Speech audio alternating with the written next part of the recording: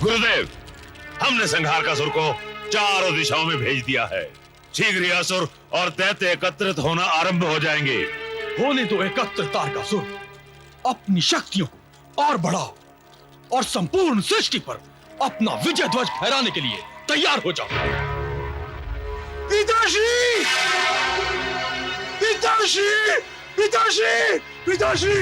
अद्भुत, अविश्वसनीय, अकल्पनीय, अद्भुत पिताश्री, अद्भुत! संहारकासुर, हमने तुम्हें असुरों को एकत्रित करने के लिए भेजा था और तुम यहाँ? पिताश्री, हम असुरों को एकत्रित करने ही गए थे, किंतु वहाँ एक ऋषि कुमार गणेश की स्तुति कर रहा था। क्या? हमारे साम्राज्य में हमारे परम शत्रु गणेश की स्तुति, और तुम उसका शीश काट कर लाने के स्थान पर प्रलाप कर रहे हो? नहीं पिताश्री, नहीं, वो कोई साधारण ऋषि कुमार नहीं था। संहारकासुर, अपनी जीवा को अपने वश में रखो। एक सर्वश्रेष्ठ बाहुबली और हमारी शक्तियों के साथ होते हुए तुम एक ऋषि कुमार को असाधारण कहते हो? गुरुदेव, वो ऋषि कुमार असाधारण ही है। वो किसी परम तपस्वी ऋषि किस्मत का पुत्र है और सहस्त्र वर्षों से गणेश की तपस्या कर रहा है। गुरुदेव, गुरुदेव, हम जैसे ही उस ऋषि कुमार का शीश काटने के लिए आगे बढ़े, अकस्मात वहाँ गणेश प्रकट हो गया और उस दुष्ट ऋषि कुमार ने छल से स्वर्ण, रजत और लौह के 3 अजय और अभेद्य पुर वरदान में गणेश से प्राप्त कर लिए। गुरुदेव, क्या 3 अजय और अभेदपुर? मात्र यही नहीं गुरुदेव, वो भय मुक्त हो जाए और किसी भी शस्त्र का प्रत्युत्तर देने में समर्थ हो जाए, ये वरदान भी प्राप्त कर लिया उसने। क्या स्वयं गणेश ने ये समस्त वरदान उस ऋषि कुमार को प्रदान किए? हाँ पिताश्री, हाँ, और यही नहीं, इसके अतिरिक्त समस्त देवताओं की अमोघ शक्तियों के प्रहार से सुरक्षा का वरदान भी प्राप्त कर लिया। और गणेश ने उससे ये भी कहा कि यदि कोई अमोघ शक्ति तुम्हारे सम्मुख आ जाती है तो तुम श्रद्धा से मेरा नाम लेकर अपना शीश झुका लेना, वो शक्ति स्वयं ही लौट जाएगी। क्या ये सब वरदान एक ऋषि कुमार ने गणेश से मांगे? हाँ गुरुदेव, और गणेश के अंतर्ध्यान होते ही वो ऋषि कुमार अपने वास्तविक रूप में आ गया, अर्थात असुर रूप धारण कर लिया और गणेश द्वारा दिए गए नाम महामुनि त्रिपुर से अपना नाम परिवर्तित करके असुरराज त्रिपुरासुर बन गया।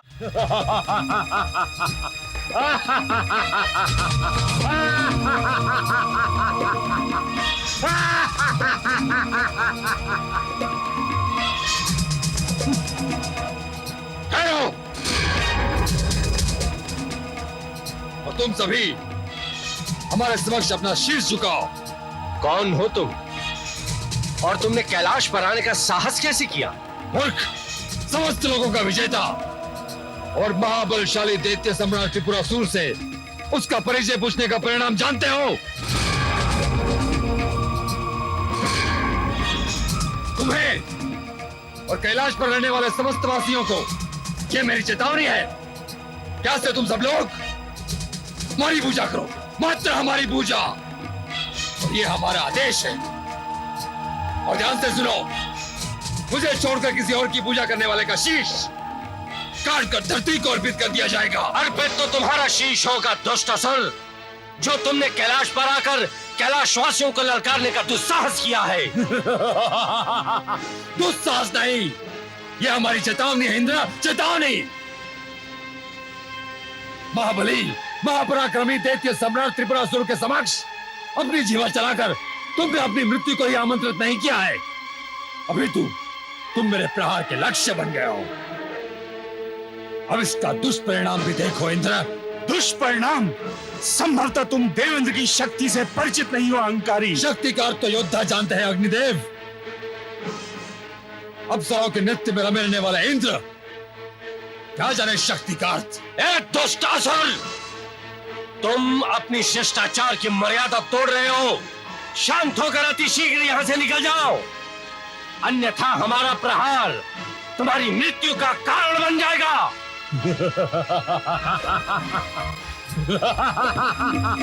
तुम प्रहार की बातें ना करो इंद्र। तारकासुर से परास्त होकर अपना लोक छोड़कर भागे हुए एक निर्बल शरणार्थी के मुख से ऐसी बातें शोभा नहीं देती। अपनी शक्तियों पर मिथ्या अहंकार करने वाले दुष्ट दानव, अपनी मृत्यु के लिए तैयार हो जाओ।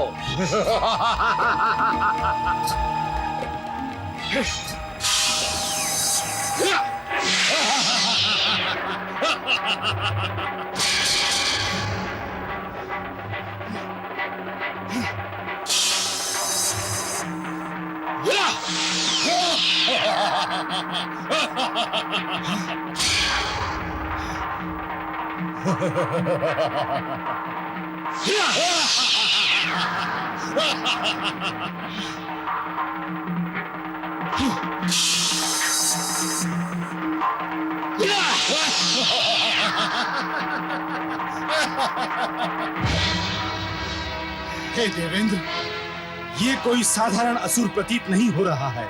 इसकी शक्ति भी असाधारण है। इससे पूर्व के हम इसके प्रहार से आहत हो जाएं, आप अपने अमोघ अस्त्र वज्र का प्रहार करके इसे समाप्त कर डालें। ऐसा ही होगा अग्निदेव, ऐसा ही होगा।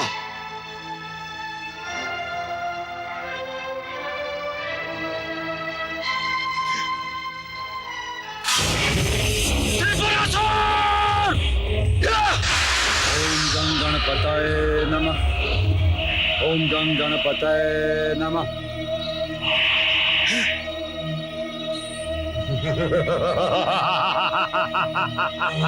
आश्चर्य, घोर आश्चर्य इंद्रदेव। हाँ देवेंद्र, ये अत्यंत आश्चर्य का विषय है कि आपका सर्वशक्तिशाली अमोघ अस्त्र वज्र भी इस पर कोई आघात नहीं कर पाया। इसने गजानन गणेश के नाम का स्मरण किया है, फलस्वरूप हमारा कोई भी शस्त्र इस पर आघात नहीं कर पा रहा। हाँ देवेंद्र, इसे गजानन गणेश का वरदान प्राप्त है। हमें तुरंत गजानन गणेश के पास चलकर इस स्थिति से अवगत कराना होगा। वही इस समस्या का कोई समाधान ढूंढ लेंगे।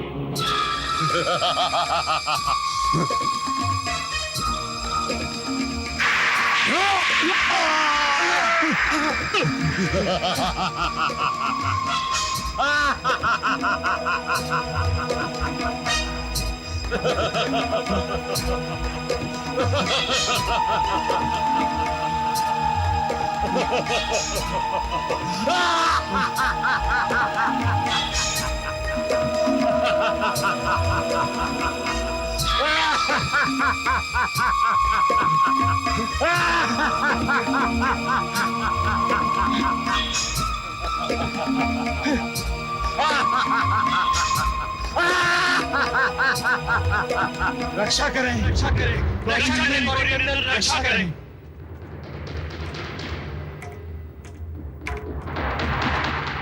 आप समस्त देवता इतने भयभीत और आतंकित क्यों हैं? गौरी नंदन, वो दुष्ट असुर हमें चेतावनी देकर गया है कि आज के बाद समस्त सृष्टि में उसी की पूजा एवं आराधना होनी चाहिए, अन्यथा इसका परिणाम समस्त सृष्टि को भुगतना पड़ेगा। समस्त सृष्टि में एक असुर की आराधना और पूजा किसकी मृत्यु से आमंत्रित कर रही है, जो वो कैलाश पर आकर इस प्रकार का आदेश देने का दुस्साहस कर रहा है। दुस्साहस की तो उसने समस्त सीमाएं लांघ ली हैं गौरी नंदन, देवेंद्र के साथ युद्ध करके। देवेंद्र के साथ युद्ध करने का दुस्साहस? यदि एक असुर कैलाश की शांति भंग करने या आपसे युद्ध करने का दुस्साहस कर रहा था, तो आपको उस स्थिति में उस असुर पर अपने वज्र का प्रहार कर उसे मृत्यु के गर्भ में पहुंचा देना चाहिए था देवेंद्र। किया था गजानन, वज्र प्रहार भी किया था, किंतु वो दुष्ट वज्र को प्रणाम करके आपके नाम का स्मरण करने लगा। ये तो सर्वविदित है गजानन कि आपके नाम के स्मरण मात्र से ही सारी विघ्न बाधाएं टल जाया करती हैं। अतः वो वज्र भी असुर को बिना आहत किए वापस लौट गया, क्योंकि उसको आपका वरदान प्राप्त था गजानन। ये कैसा वरदान दे दिया आपने गजानन। मात्र एक तारकासुर ने ब्रह्मदेव द्वारा दिए गए वरदानों को प्राप्त करके तीनों लोगों को इतना आतंकित कर दिया है कि हमें अपनी जीवन सुरक्षा हेतु कैलाश पर शरण लेने के लिए विवश होना पड़ा। हे गजानन, अब आप ही बताइए, यदि त्रिपुरासुर भी इसी प्रकार वरदान प्राप्त करके उत्पात की समस्त सीमाएं लांघना प्रारंभ कर देगा, तो इस सृष्टि का क्या होगा गजानन? त्रिपुरासुर, क्या यही नाम है उस असुर का? हाँ गौरी नंदन, यही नाम बताया था उसने। किंतु ये कैसे संभव है? हमने ये सभी वरदान तो परम तपस्वी ऋषि कुमार ग्रित्समन नंदन को दिए थे। गौरी नंदन, इसमें कोई अतिशयोक्ति नहीं। आपसे वरदान प्राप्त करके ऋषि कुमार तो क्या, कोई अबोध बालक भी सृष्टि विजय का स्वप्न देख सकता है। ये सत्य है अग्निदेव कि हमने उसे 3 अजेय और अभेद पूर्व प्राप्ति का वरदान दिया था। वो शांतचित्त होकर साधनारत होना चाहता था। इसी मंशा हेतु हमने उसे अजेय और अभेद पूर्व प्राप्ति का वरदान दिया। किंतु गजानन, वे तीनों पूर्व तो अजेय और अभेद हैं ही। उस ऋषि कुमार की शक्ति और उसका बल भी अजेय। ये भी सत्य है कुबेर देव कि उसने हमसे प्रार्थना की थी कि दैत्य उसे समय समय पर ललकारते हैं। इसी कारण हमने उसे बल प्रदान किया और असुरों द्वारा अमोघ शक्ति के प्रहारों से वो अपनी रक्षा कर सके। इसीलिए हमने उसे अपने नाम के स्मरण की शक्ति प्रदान की। परंतु देखिए, इसका परिणाम क्या हुआ गौरी नंदन। आपसे इतने वरदान प्राप्त करके वो दुष्ट ऋषि कुमार सृष्टि विजेता बनना चाहता है।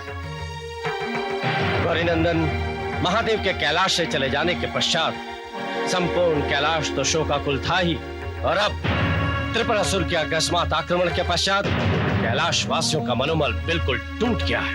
मनोबल तो हमारा टूट गया देवेंद्र। ये सूचना सुनकर, ये जानकर हम अत्यधिक व्यथित हुए हैं कि जिसे हमने परम ज्ञानी, परम तेजस्वी ऋषि ग्रित्समन का पुत्र समझकर वरदान दिया था, वो दुष्ट और आसुरी प्रवृत्ति से परिपूर्ण दैत्य त्रिपुरासुर बन गया। गुरुदेव गुरुदेव शुक्राचार्य, मैं परम ज्ञानी परम तेजस्वी ऋषि ग्रित्समन का महाबलशाली पुत्र दैत्यराज त्रिपुरासुर आपको प्रणाम करता हूँ। आयुष्मान भव पुत्र। उठो पुत्र त्रिपुरासुर।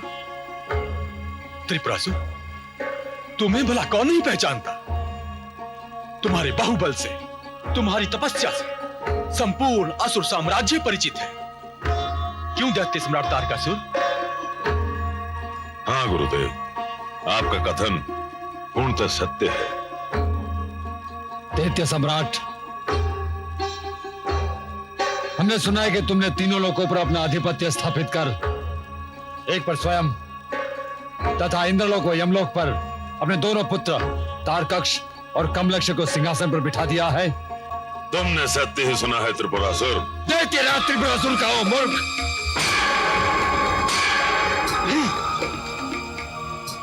और ध्यान रहे, भविष्य में कभी भी हमारी उपस्थिति में शीश उठाने का दुस्साहस मत करना और सदैव अपने हाथ बांधे रखना।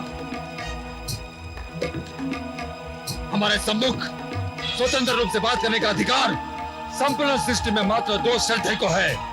प्रथम परम ज्ञानी पिताश्री और दूसरे गुरुदेव शुक्राचार्य। तुम धन्य हो पुत्र, और धन्य है तुम्हारे पिताश्री जिन्होंने तुम्हें इतने अच्छे संस्कार दिए हैं। गुरुदेव, हमें पिताश्री द्वारा दिए गए अच्छे संस्कारों की आवश्यकता नहीं है। हमें आवश्यकता है तो आपके द्वारा दिए जाने वाले आसुरी प्रवृत्ति के संस्कारों की, जिनकी छत्र छाया में हम संपूर्ण सृष्टि पर अपना एकाधिकार कर सकें और संपूर्ण सृष्टि पर एक ही नाम का भय व्याप्त हो, दैत्यराज त्रिपुरासुर का।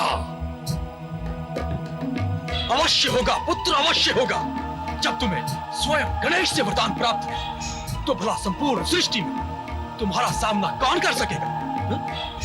क्यों तारकासुर? हाँ, गुरुदेव सत्य ही कह रहे हैं। ये तो हमारे लिए बड़ी प्रसन्नता की बात है कि आप संपूर्ण सृष्टि पर दैत्य परंपरा का विजय ध्वज लहराना चाहते हैं। इसके लिए हमारा पूर्ण सहयोग आपके साथ है। हम संपूर्ण दैत्य साम्राज्य में आपके कथन की घोषणा कर देंगे। गुरुदेव की उपस्थिति में अपने तीनों लोकों का स्वामी हम आपको घोषित करते हैं। दैत्यराज त्रिपुरासुर कभी भिक्षा ग्रहण नहीं करता तारकासुर। हमें तीनों लोगों की अभिलाषा नहीं है। हमें अभिलाषा है तो ब्रह्मलोक और क्षीर सागर की।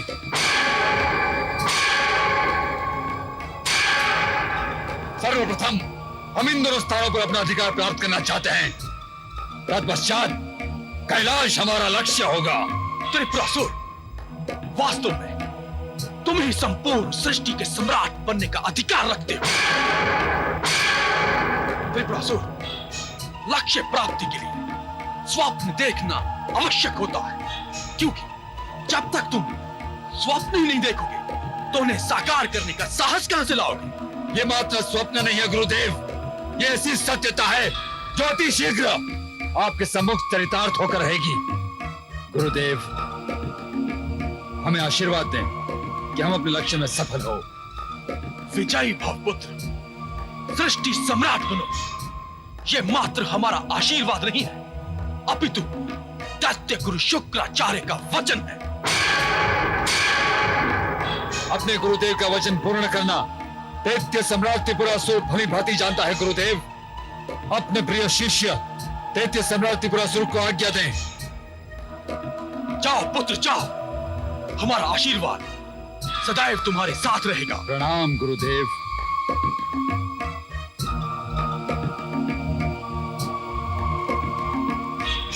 गुरुदेव, आपकी उपस्थिति में वो हमारा अपमान कर रहा था और आप शांतचित्त खड़े रहे। नहीं तारकासुर, नहीं, वो तुम्हें अपमानित करके नहीं गया है, वो तुम्हारे आलस्य को चुनौती देकर गया है। यदि तुमने उसी की भांति विष्णुलोक ब्रह्मलोक पर अधिकार करने का स्वप्न देखा होता तो क्या वो अब तक पूर्ण नहीं हो गया होता? किंतु वो हमारी उपस्थिति में अपने आप को दैत्य सम्राट घोषित करके गया है। उसके घोषित कर लेने मात्र से वो दैत्य सम्राट नहीं बनेगा तारकासुर। गणेश से वरदान प्राप्त करने के बाद उसका अहंकार उसे ऐसा करने के लिए प्रेरित कर रहा है, किंतु अब हमारी रणनीति की चालें देखना तारकासुर। सर्वप्रथम त्रिपुरासुर की शक्तियों का प्रयोग ब्रह्मदेव, विष्णुदेव और महादेव के विरुद्ध करें। उसके पश्चात समय साक्षी होगा कि दैत्य सम्राट कौन बनेगा।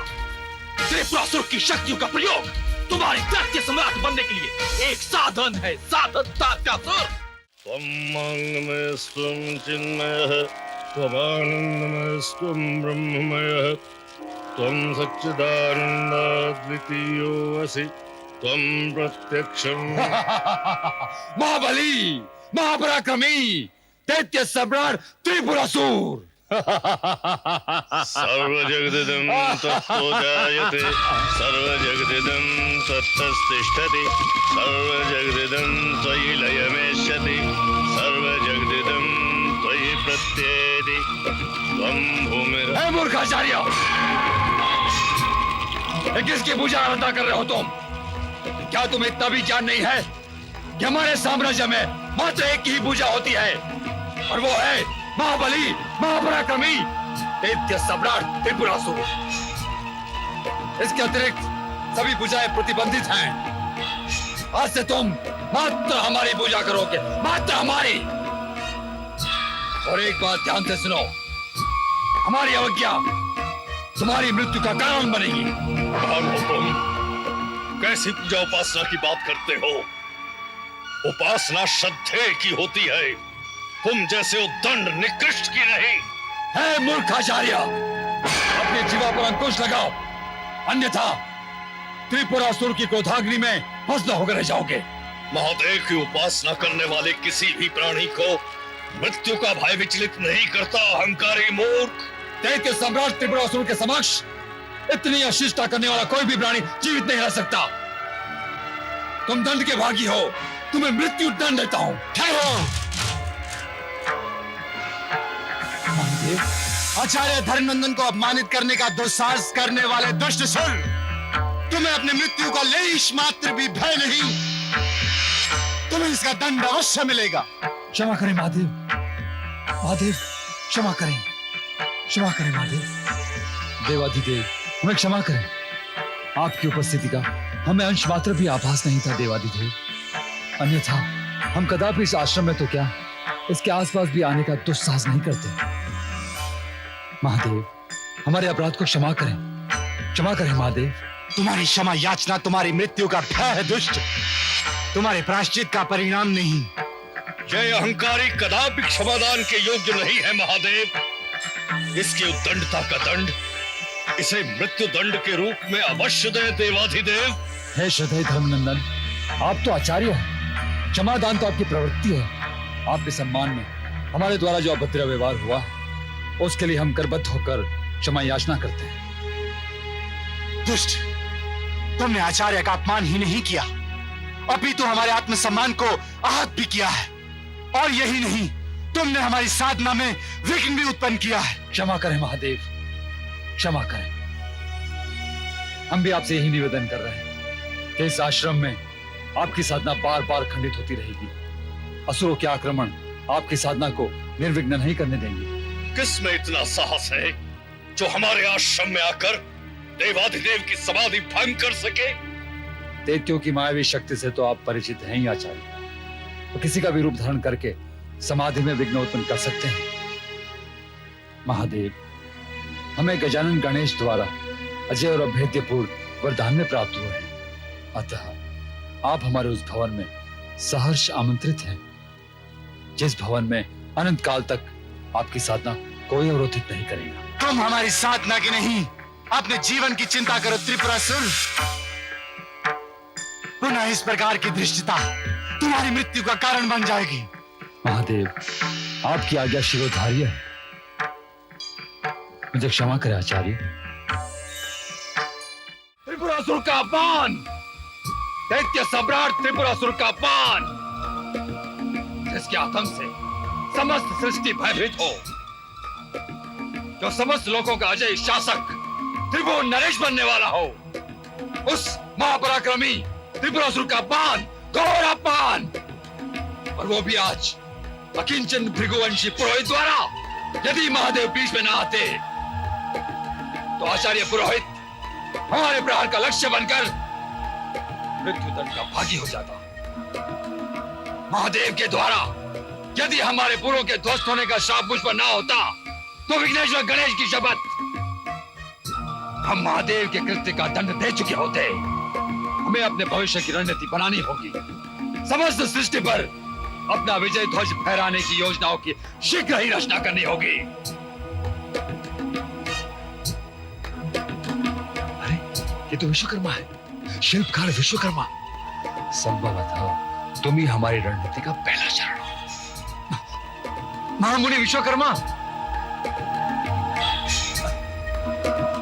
महामुनि विश्वकर्मा, हमारा प्रणाम स्वीकार करें। आयुष्मान भव वत्स,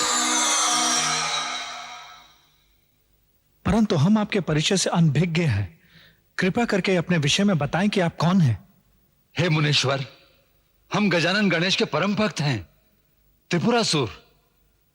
आपके हमारे समक्ष आने की इच्छा से हमें अवगत कराएं महाबली त्रिपुरासुर। महाबली त्रिपुरासुर कहकर इस अकिंचन गणेश भक्त को लज्जित न करें मुनीश्वर। हम तो आपको गजानन गणेश द्वारा दिए गए वरदान का स्मरण कराने आए हैं। गजानन गणेश का वरदान? कैसा वरदान, और इस वरदान से हमारा संबंध क्या है, स्पष्ट करें। हे मुनीश्वर, हमें गजानन ने 3 अजय और अभेद्य पुरों का वरदान दिया है। भव्य और आकर्षक पुरों के निर्माण के लिए ही सृष्टि के सर्वश्रेष्ठ शिल्पकार और भवन निर्माता के समक्ष आए हैं हम। हमारी प्रार्थना स्वीकार करें मुनीश्वर, और हमारे लिए ये 3 पुर निर्मित कर दें। हम इन पुरों में साधनारत होकर गजानन गणेश का निर्विघ्न ध्यान करना चाहते हैं। गजानन गणेश का आदेश हमारे लिए शिरोधार्य है त्रिपुरासुर। उनकी मनोवांछित इच्छा हमारे लिए सर्वोपरि उत्तरदायित्व बन जाती है। परंतु आप ये तीनों भवन कहाँ निर्मित करवाना चाहते हैं? एक भवन विष्णु लोक में, और दूसरा भवन हम ब्रह्मलोक में बनवाना चाहते हैं। एक विष्णु लोक में भवन और दूसरा ब्रह्मलोक में, और तीसरा भवन आप कहाँ बनवाना चाहते हैं? तीसरा यहीं पर मुनीश्वर, यहीं पर। यहाँ पर ऐसे भवन का निर्माण कीजिए जिसकी सीमा के अंतर्गत आचार्य धर्मनंदन की कुटिया भी आ जाए। परंतु आप ऐसा भवन क्यों निर्मित करना चाहते हैं जिसमें धर्मनंदन की कुटिया सम्मिलित हो? संभवतः आपको ज्ञात होगा कि आचार्य धर्मनंदन की कुटिया में महादेव साधनारत है। यही तो कारण है मुनीश्वर कि हम अपने भवन में आचार्य धर्मनंदन की कुटिया सम्मिलित करना चाहते हैं, और वरदान की शक्ति के कारण ये भवन विघ्न रहित रहेगा। देवाधिदेव की साधना के लिए इससे श्रेष्ठ वातावरण कहाँ मिलेगा? महादेव के लिए हमारी तरफ से तुच्छ भेंट होगी मुनीश्वर। हे त्रिपुरासुर, आपकी गणेश भक्ति, शिव की उपासना की भावना प्रशंसा के योग्य है। आपकी मनोकामनाएं अवश्य पूर्ण होगी त्रिपुरासुर। हम शीघ्र ही भवन निर्माण का कार्य प्रारंभ करेंगे वत्स। महामुनि, हमें अनुमति दें। प्रणाम।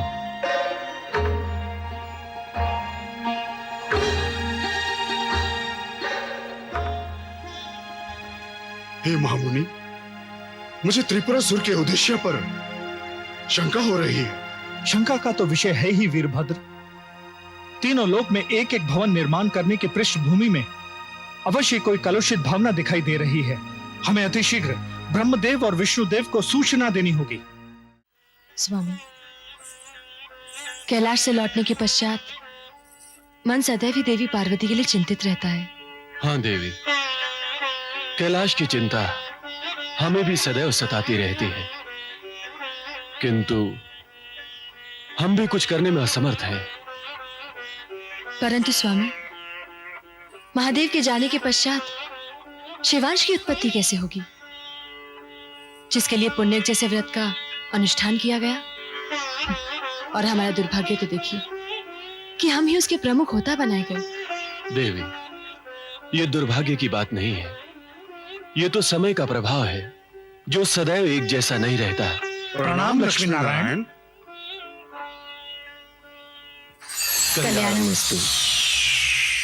महामुनि विश्वकर्मा, देवी पार्वती सकुशल तो है? कैलाश पर किसी प्रकार का अनिष्ट तो नहीं घटित हुआ? नहीं देवी, कैलाश पर किसी प्रकार की कोई अनिष्ट घटना घटित नहीं हुई। और देवी पार्वती?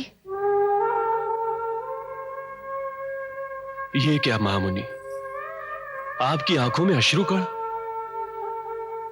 आप कुछ बोलते क्यों नहीं? क्या बोलूं श्रीहरि, आप तो सर्व ज्ञाता हैं। आपके आने के पश्चात माता पार्वती ने अपने को भवन के द्वार अंदर से बंद कर लिए हैं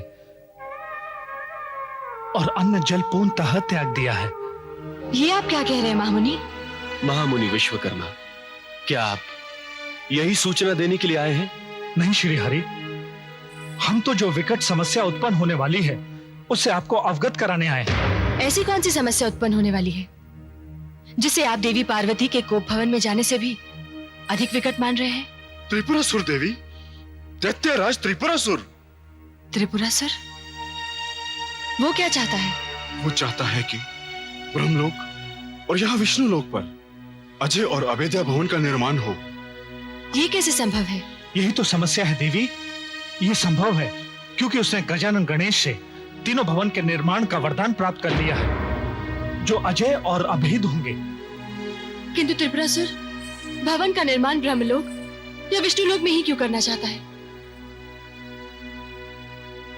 देवी, संभवतः त्रिपुरासुर विष्णु लोक और ब्रह्म लोक को अपने अधीन करने की इच्छा रखता होगा। नारायण, आप जानते हैं आप क्या कह रहे हैं? हाँ देवी, हम भली भांति जानते हैं कि हम क्या कह रहे हैं। आप क्या भली भांति जानते हैं? यही कि त्रिपुरासुर वरदान के अनुसार अजय और अभेद्यपुर का निर्माण करा लेगा, या फिर ये कि उसके पश्चात वो हमारे विष्णु लोक पर भी अपना अधिकार कर लेगा, या ये जानते हैं कि हमसे हमारा निवास स्थान छिन जाने के पश्चात हम भी कई शरणार्थियों की भांति अपना जीवन व्यतीत कर रहे होंगे। ये जानते हैं आप? देवी, इतनी व्यथित और अधीर ना हो। कोई असुर हमसे हमारा लोक, हमारा निवास स्थान छीनकर अपना आधिपत्य जमाना चाहता है, और आप चाहते हैं कि मैं अधीर और व्यथित भी ना हूं। देवी, ये सब त्रिपुरासुर गजानन गणेश्वर के वरदान के कारण कर रहा है। तो आप देवगण असुरों को इस प्रकार का वरदान देते ही क्यों हैं? ब्रह्मदेव द्वारा दिए गए वरदान के कारण ही तारकासुर ने इंद्रादि देवताओं को कैलाश पर शरणार्थियों की भांति अपना जीवन व्यतीत करने पर विवश किया, और उसी के कारण महादेव धर्मनंदन के अधीन उसके आश्रम में है। और महादेव के बिना देवी पार्वती अपने आप को कोप भवन में बंद करके अन्न जल त्याग कर अपना जीवन समाप्त करने पर विवश है। क्या ये एक वरदान सृष्टि के लिए कम विनाशकारी था जो गणेश ने एक और वरदान दे दिया? देवी, वरदान सृष्टि के विनाश को ध्यान में रखकर कदापि नहीं दिया जाता है। वरदान तो भक्त की भक्ति, सहस्त्र वर्षों की कठोर तपस्या को ध्यान में रखकर दिया जाता है। तो उस तपस्या के पीछे छिपे कुंठित और कलुषित मन का तो आपको ध्यान रखना चाहिए ना। देवी, जब भक्त अपने भगवान की निश्चल और निष्काम भावना से सहस्त्र वर्षों तक भक्ति करता है, तो भगवान भी अपने भक्त के कलुषित मन की ओर ध्यान नहीं देते, बल्कि उसकी कठोर तपस्या, सहस्त्र वर्षों की सघन तपस्या को ध्यान में रखकर वरदान देते हैं। देवी, क्या आपने गजानन गणेश्वर को वरदान देते समय यह कभी सोचा भी था कि गजानन गणेश्वर अपने भक्त की इच्छा पूर्ति के लिए उसे ऐसा वरदान देंगे जिसके कारण हमें अपने लोक को छोड़ने के लिए विवश होना पड़े? क्षमा करे देवी। श्री हरि, हमें समस्या का निवारण करने के लिए अतिशीघ्र गजानन गणेश के समक्ष चलना चाहिए। हे महामुनि विश्वकर्मा, आपका कथन उचित है। हमें शीघ्र अतिशीघ्र गजानन गणेश्वर के समक्ष उपस्थित होना है। वरदान तो हम दे चुके हैं श्री हरि विष्णुदेव, और दिए हुए वरदान को पुनः मांग लेना या उसे भंग करना वरदान की मर्यादा के विपरीत है। हम ऐसा करने में असमर्थ हैं। हम ऐसा करने में असमर्थ हैं विष्णुदेव। असमर्थता किसी भी समस्या का अंतिम विराम होता है गजानन, समाधान नहीं होता। और हम यहाँ समाधान हेतु आए हैं गौरी नंदन। और ऐसी विकट परिस्थिति में भला आपसे अच्छा समाधान और कौन कर सकता है? हे गजानन, यह विषय बार बार मेरे मस्तिष्क में प्रश्न बनकर उठ रहा है कि आपने उस दुराचारी और नृशंसकारी त्रिपुरासुर को वरदान क्यों दिया? ऐसे असुर को वरदान देना क्या उचित है गजानन? कदापि उचित नहीं है विष्णुदेव, कदापि नहीं। हमने तो वरदान महाज्ञानी ऋषि गृत्समन नंदन को दिया था। यदि वरदान प्राप्त करने के पश्चात वो ऋषि कुमार से असुर त्रिपुरासुर बन गया है, तो इसमें हमारे वरदान का अंश मात्र भी दोष नहीं है। विषय दोष मंडित करने का नहीं है गजानन। विषय ये है कि अब इस समस्या का समाधान कैसे हो। यदि त्रिपुरासुर विष्णु लोक में अभेद्य भवन का निर्माण कर लेता है, तो वो आतंक मचाना प्रारंभ कर देगा। और यदि हम प्रति उत्तर में उस पर प्रहार करेंगे, तो वो उस प्रहार से बचने के लिए अपने अभेद्य भवन में छिप जाएगा। अंततः विष्णु लोक पर विजय प्राप्त करना त्रिपुरासुर के लिए कठिन नहीं है गजानन। हे गौरी नंदन, अब तो आप कोई ऐसा समाधान बताएं जिससे त्रिपुरासुर का वरदान फलित ही ना हो। माता लक्ष्मी, वरदान तो धनुष से निकले हुए उस बाण की तरह है जो एक बार छूट गया तो वापस नहीं आता। इस विषय में हम विवश हैं माता लक्ष्मी, विवश हैं।